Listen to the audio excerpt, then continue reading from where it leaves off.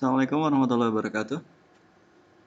Pada kali ini kita akan membahas soal masih materi listrik statis, tapi kita akan fokus ke dalam bentuk materi medan listrik. Sebelumnya, jika kalian suka tentang video ini, silakan kalian like dan share ke media sosial kalian masing-masing. Dan jika ingin ada yang bertanya, silakan kalian berkomentar di kolom komentar. Baik, kita akan mulai.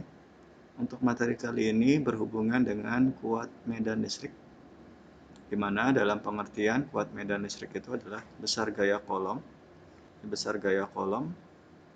yang bekerja pada benda dibagi dengan muatan ujinya, ya, atau dengan kata lain gaya kolom tiap satuan muatan. Jadi besar kuat medan listrik ini dilambangkan dengan E.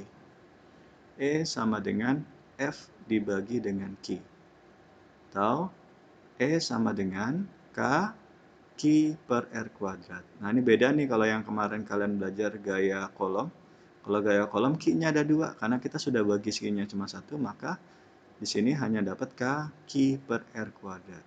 Dengan keterangannya hampir sama, E-nya kuat medan listrik, satuannya N per C, berarti Newton per kolom. Kemudian F-nya gaya, ya, kemudian K-nya konstanta 9 kali 10 pangkat 9, dan Q-nya itu adalah muatan ujinya, dan R-nya adalah jarak.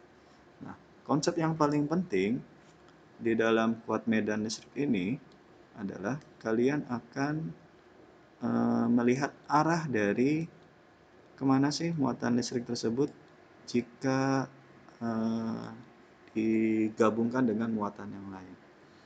Jadi kalau kalian bisa digambarkan atau kita analogikan, berarti ada muatan plus dan muatan min.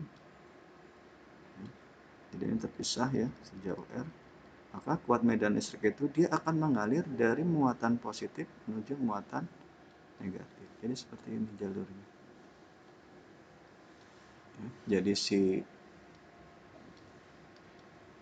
yang plus adalah memberikan kepada si yang min. Jadi kalau misalkan soalnya dalam bentuk gambarnya seperti ini. Ini adalah salah satu sifat dari arah. Ini adalah arah dari kuat medan listrik. Kuat medan listrik. Oke. Tadi ini rumusnya sudah. Sekarang kita akan coba masuk ke dalam soal. Contoh soalnya, coba kalian lihat. Ada dua muatan yang tersusun pada gambar berikut.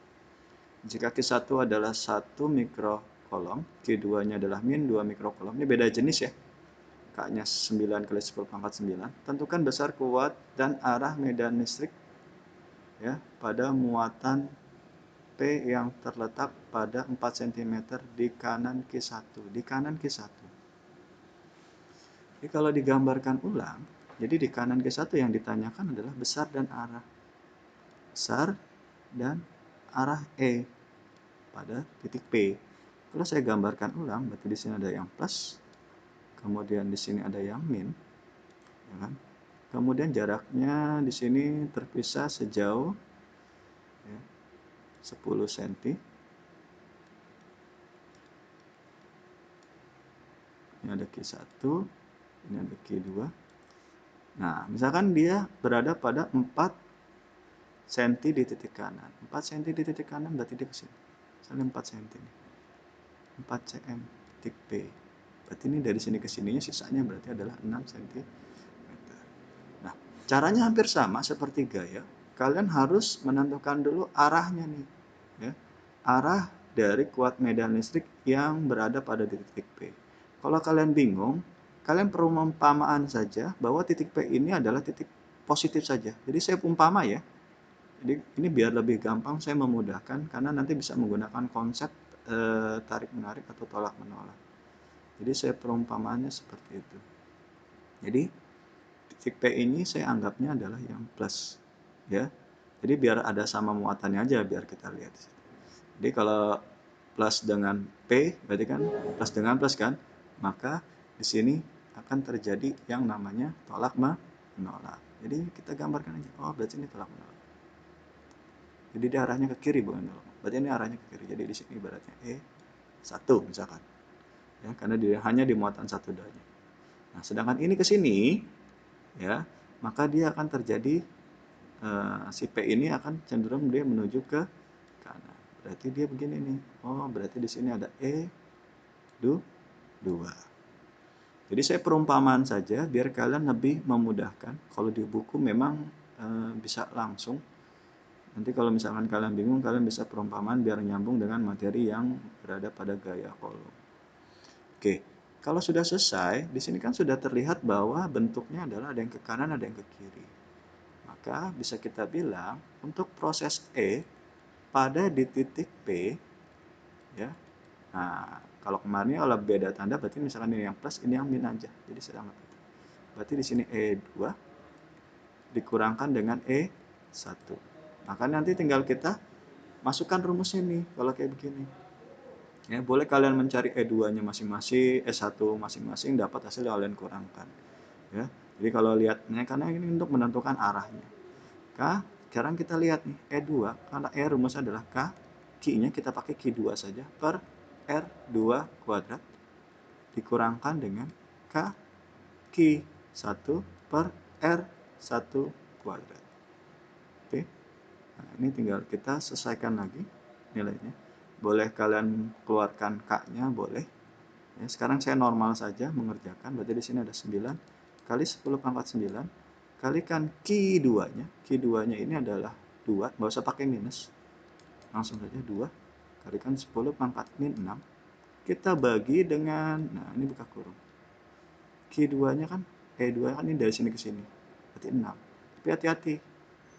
Ini senti, jadi kita rubah ke meter. Berarti ada 6 kali 10 pangkat min 2 ya, karena dari senti ke meter itu 10 pangkat min 2, ini kita kuadrat. Kita kurangkan lagi dengan sama 9 kali 10 pangkat 9. Q1 nya itu adalah 1 kali 10 pangkat min 6. Kita bagi dengan jaraknya dari sini ke sini adalah 4. Berarti ada 4 kali 10 pangkat min 2 kita kuadratkan. Oke, kita tarik lagi ke atas. Nah, sekarang kita selesaikan lagi nih. Ini datanya udah ada. Berarti 9 kali 2 berarti 18, ya kan? Kali 10 pangkat ini selesaikan jadi 3 dibagi dengan 36 kali 10 pangkat ya min 4. Kita kurangkan lagi. Ini jadi 9 kali 10 pangkat 3 dibagi dengan 4 kuadrat itu 16 kali 10 pangkat min 4. Oke ya. Nah, kita lanjutkan lagi. Ini bisa kita bagi. Silakan kalian bisa bagi. Nanti tinggal kita sederhanakan. Kita bagi ini berarti 1/2 ya. Berarti di sini setengah. Berarti 1 kali 10 pangkat 3 dibagi dengan 2 kali 10 pangkat min 4 ya, biar gampang saja. Kita kurangkan dengan ini, diamkan saja dulu deh, berarti 9 ya. Atau gini, ini kan pangkatnya sudah ada nih. Ini pasti pangkatnya sama. Nanti kita bermain pangkatnya aja berarti. Ini pangkatnya. Berarti tinggal kita selesaikan. Ini naikin ke atas kan jadi plus. Ya. Jadi plus 4. Ya, ini masing-masing dulu nih. Plus 4 berarti di sininya 7, di bawahnya tetap 2 saja ya. Ini agak ketengahan lagi biar lebih manis. Ini per 2 sekali lagi ya, saya bilang ya, ini 18 bagi 36 itu 2, ini naikin aja ke atas. Nah, sebelahnya juga sama, berarti ini 9 ya dikalikan dengan 10 pangkat 7 dibagi dengan 16. Nah, ini kan bisa kita sederhanain, kita nyebutnya, kita samakan aja jadi per 16 ya. Kalau 10 pangkatnya kan udah sama-sama 7, berarti ini kita keluarkan aja 10 pangkat 7 gitu. Berarti ini supaya 16, ini kan kalikan 8 ya, dikalikan ke atasnya jadi 1 kali 8 berarti 8 dikurangkan dengan 9. Nah, ini seperti ini. Nah, kita dapat 8 dikurang 9 kan min 1/16, berarti kalikan 10 pangkat 7. Ini nggak bisa kita bagi lagi, diamkan aja seperti ini, jadi jawabannya N per C. Nah, sekarang kita cek arahnya. Ini minus. Nah, minus itu kan tadi kan awalnya kalau dia minus itu ke arah kemana? Ke kiri. Berarti besarnya adalah 1/16 dan arahnya kemana? ke kiri. Nah, ini jawaban. Paham ya? Jadi kalian boleh menyelesaikan masing-masing, hati-hati dalam pecahannya, karena memang angkanya agak sedikit meribatkan kalian. Jadi menggunakan konsep matematika yang benar-benar kalian pahami. Oke, kita lanjut ke contoh kedua.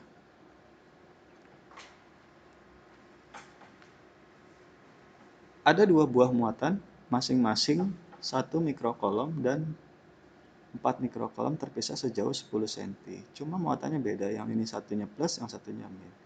Maka letak titik yang memiliki kuat medan listrik sama dengan 0. Ini tipikal soal UN.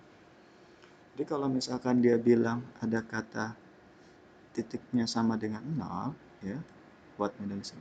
Atau bahasanya lagi ini tidak dipengaruhi. Tidak dipengaruhi. Saya kasih catatan yang kamu cek, ya, sini aja catatannya. Ketika kalian ketemu soal tipikal ini, ceklah pertama kali dulu adalah muatannya. Artinya sejenis atau beda jenis. Jadi kalau misalkan yang gambar di sini ini menyatakan dia beda jenis. Kalau dia beda jenis, ya, titiknya itu berada, ya, jadi berada di luar. Di luar itu bisa di kanan atau di kiri. Nah, muatan yang terkecil. Nah, jadi kalau misalkan dia beda jenis seperti ini. Nanti kalau misalkan kamu ketemu yang sejenis, dia berada di dalam,